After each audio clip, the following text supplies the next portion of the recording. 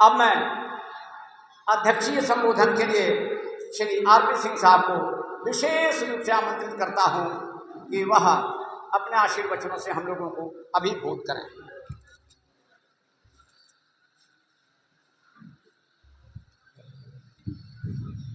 आदरणीय सौरभ तिवारी जी, मधुकर मिश्रा जी, दिवाकर जी महाराज, बाबू शमशेर सिंह, डॉक्टर सुमन राव, डॉक्टर संतोष सिंह, राष्ट्रीय अध्यक्ष वैदिक न्याय समिति। मैं थोड़ा सा चीज़ों को समअप करना चाहूँगा। देखिए, स्कंद पुराण के मुताबिक ये कहा जाता है कि 80 नदी दुर्वासा आश्रम प्रयागराज से निकली है। कोई और मान्यता है, जैसा डॉक्टर सुमन राव साहब बोल रहे थे कि यह संकुल धारा और कंदवा कंदेश्वर पोखरे से निकली है। बहुत सारे एरियल सर्वे किए गए हैं जिसमें 80 नदी की लंबाई का पूरा स्केच तो नहीं बनता, लेकिन ये जरूर पता चलता है कि साइंटिफिक रीजन इंडिकेट करते हैं कि ये प्रयागराज की तरफ से ही नदी यहाँ तक आई है। उसी तरह से वरुणा के बारे में भी कहा जाता है कि फूलपुर की तरफ से वरुणा आई हैं। टोटल लेंथ लंबाई 80 की 120 किलोमीटर आंकी गई है और वरुणा की 110।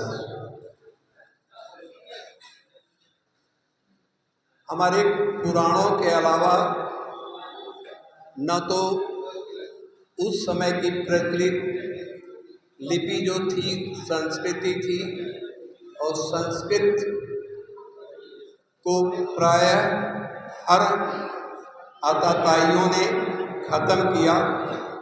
मुगल्स आए तो उन्होंने उर्दू कर दिया, अंग्रेज आए तो इंग्लिश कर दिया। इसलिए जो बचे हमारे पास वो खाली पुराण और शास्त्र बच गए, बाकी चीज़ें बची नहीं।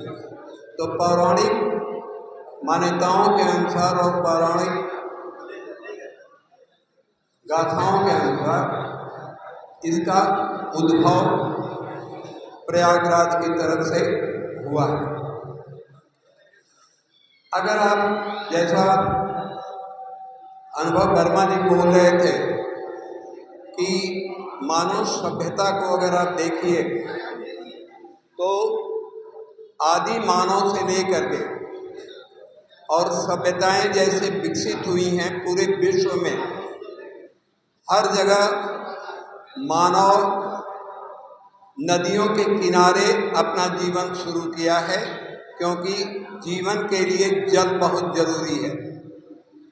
अगर जल है तो खाद्य पदार्थ भी होंगे, जनजीवन भी चलेगा, पशु पक्षियाँ भी होंगी, और जल बहुत ज़रूरी था। चाहे आप इराक की सभ्यता ले लें, जिसको कि अंग्रेज मानते हैं कि भारत की सभ्यता से पुरानी है, लेकिन पौराणिक गाथाओं के अनुसार हमारी सभ्यता सिंधु घाटी की जो थी वो काफ़ी ओल्डेस्ट है।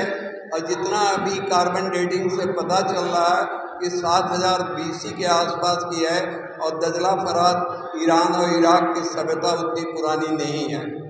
तो सबसे पुराना अगर इतिहास मानव का, उसके पहले का भी इतिहास है, लेकिन हम वहाँ तक खोज नहीं पा रहे हैं, अस्तित्व मिल नहीं पा रहा है। हो सकता है कि चीज़ें मिल जाएं तो कार्बन डेटिंग में और पीछे हम जाएं। महाभारत किस युग की बात करता है, रामायण किस युग की बात करता है, उतना पुराना इतिहास ये लोग आज के ज़माने में साक्ष्य मानते हैं। तो साक्ष्य न मिल करके हमारा ग्रंथ मिलते हैं, और रामचरितमानस महाभारत एक ग्रंथ है और सबसे बड़ा ग्रंथ है, विश्व में इस्टेब्लिश हो चुका है। तो फिर मानव सभ्यताएं अगर जल के किनारे विकसित हुई और इतनी टेक्नोलॉजी आगे नहीं थी तो जल का संरक्षण करने की भी जरूरत थी, तो तालाबों का भी गांव-गांव में, गांव की हर चारों दिशाओं में तालाब विकसित किए गए, हर आबादी के पास तालाब विकसित किए गए कि जितने भी पानी आएगा वहाँ इकट्ठा होगा और जमीन के अंदर जाएगा और जल संरक्षित होगा। नदियाँ जब एक्सेस पानी बहता है बारिश का तो उसके बहाव का काम करती हैं, लेकिन उसके लिए भी एक रास्ता चाहिए और वो रास्ता छोटी छोटी नदियाँ बड़ी नदियों में जाकर के मिलाती। 80 का 1866 का अंग्रेजों का गजट मिलता है, जबकि अंग्रेज 1600 में आए थे। बैटल ऑफ प्लासी कब हुआ था, दिल्ली पर उनका कब्जा कब हुआ, लेकिन पहला अथराइज गजट आपका 1866 के आसपास का मिलता है, जिसमें कहीं लिखा जाता है कि 80 की चौड़ाई 90 मीटर थी। आज कहा जा रहा है कि 80 की चौड़ाई 30 मीटर है, लेकिन आप जा कर के देख लें संकट मोचन एरिया में तो 30 मीटर की जगह 10 मीटर भी नहीं है।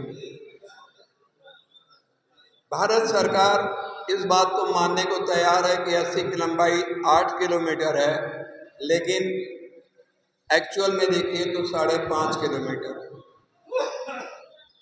अगर आप अपने धार्मिक ऋषि मुनियों की बात सुने, और जैसा कि सौरभ तिवारी जी ने बोला कि, और दिवाकर महाराज जी ने बोला कि भाई कर्मदेश्वर मंदिर जो है पहला पड़ाव है पंचकोशी का, तो कर्मदेश्वर मंदिर का जो साइंटिफिक एनर्जी एनालिसिस है उसमें 5 तरफ से एनर्जी आती है, पूरब से नहीं आती, दक्षिण से आती है, उत्तर से आती है, दक्षिण और पश्चिम के कोने से आती है, उत्तर और पश्चिम के कोने से आती है, और 5 एनर्जी आकर के शिवलिंग पर मिलती है।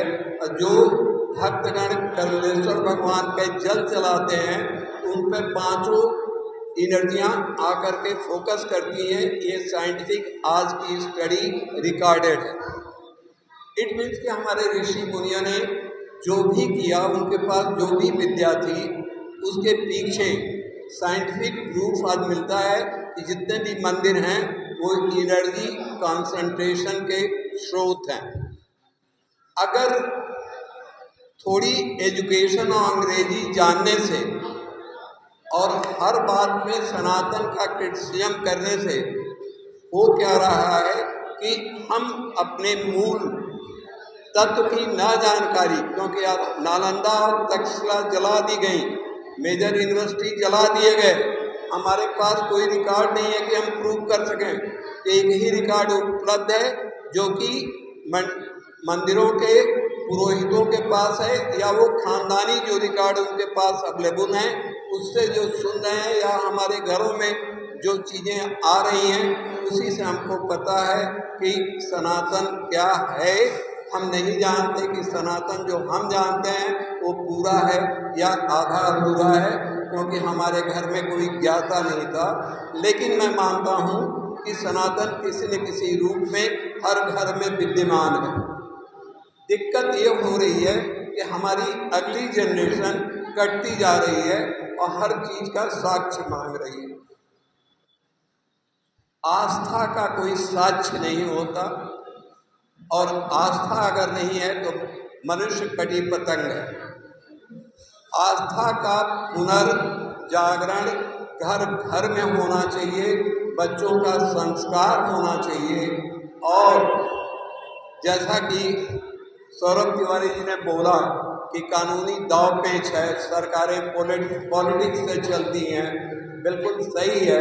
सरकारें अपना वोट बैंक देती हैं और अगर वो उनको जहाँ से मिलता है उनका फोकस वहाँ है, जन कल्याण में या कोई धार्मिक चीज़ों से उनका कोई लगाव नहीं है। तो फिर इस मुद्दे पर हम कैसे संगठित हों और कैसे अपने विचारों को रखें। एक तो सही है कि भाई जल संरक्षण एक हो सकता है।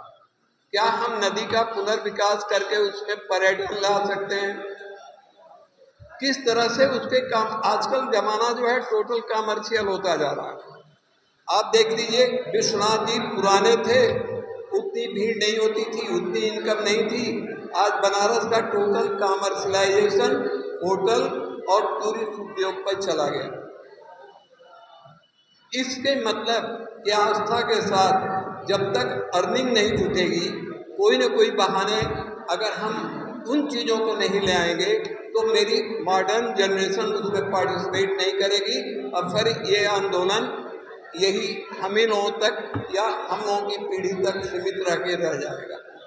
मेरा आपसे यही रिक्वेस्ट है कि आप जितना यंगर जनरेशन को जोड़ करके और जितना ऑर्गेनाइज होकर के विभिन्न पहलुओं को एनालिसिस करके जितने तरीके से सुसंगठित साइंटिफिक तरीके से अपनी बातों को हम लोग डिफरेंट फोरम में रख करके कन्विंस करें, क्योंकि कोई भी कार्य करने के लिए, कानूनी अड़चन दूर करने के लिए, अर्थतंत्र जुड़वाने के लिए गवर्नमेंट को हमको साथ लेके चलना होगा। हम आंदोलन करें, जन जागरण के लिए करें, लेकिन गवर्नमेंट के बिना सपोर्ट के ये मिशन पूरा होता नहीं है।